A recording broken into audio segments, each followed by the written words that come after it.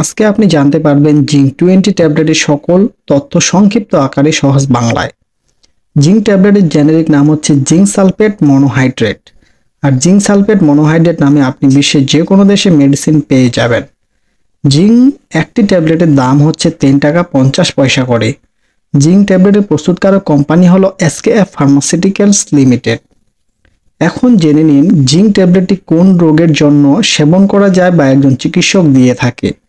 1 নম্বরে যে কাজটি করে তা হলো এই ট্যাবলেট শরীরে জিঙ্কের ঘাটতি রোধ করে। 2 নম্বরে যে কাজটি করে তা হলো আঘাত, পুরা এবং ডায়রিয়ার কারণে যে জিঙ্কের ঘাটতি হয় তা পূরণ করে। 3 নম্বরে যে কাজটি করে তা হলো স্বাস্থ্যের উন্নতি এবং স্বাভাবিক বৃদ্ধির জন্য জিঙ্ক খুব গুরুত্বপূর্ণ ভূমিকা পালন করে। 4 নম্বরে যে কাজটি করে শরীরে রোগ প্রতিরোধ ক্ষমতা বৃদ্ধি করে। 5 নম্বরে যে কাজটি করে তাড়াতাড়ি ঘা শুকাতে কাজ করে এই জিঙ্ক ট্যাবলেটটি। 6 নম্বরে যে কাজটি করে স্বাদ বা গন্ধের অনুভূতি কমে যাওয়া রোধ করে। 7 নম্বরে যে কাজটি করে মাথায় টাক পড়া কমায়। মূলত এগুলি হলো ট্যাবলেটটির মূল কার্যকারিতা। এখন জানুন ট্যাবলেটটির সঠিক সেবন বিধি বা খাওয়ার নিয়ম। ট্যাবলেটটি মূলত রোগীর অবস্থা এবং রোগের তীব্রতা বিবেচনা করে দেওয়া হয়।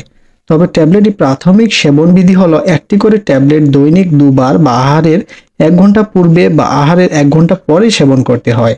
ট্যাবলেট সেবনে যেসব পার্শ্ব প্রতিক্রিয়া দেখা দিতে পারে বা দেখা দেয় তা হলো সবচেয়ে বেশি দেখা দেওয়া পার্শ্ব প্রতিক্রিয়া হলো বমি ভাব, বমি, ডায়রিয়া, পরিপাকতন্ত্রের সমস্যা, বুক জ্বালা পড়া।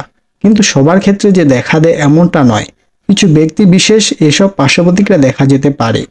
গর্ভাবস্থায় এই ওষুধটি দেওয়া যাবে না। আজকের ভিডিওটি এই পর্যন্ত, দেখা হবে আবার নতুন কোনো ভিডিও নিয়ে।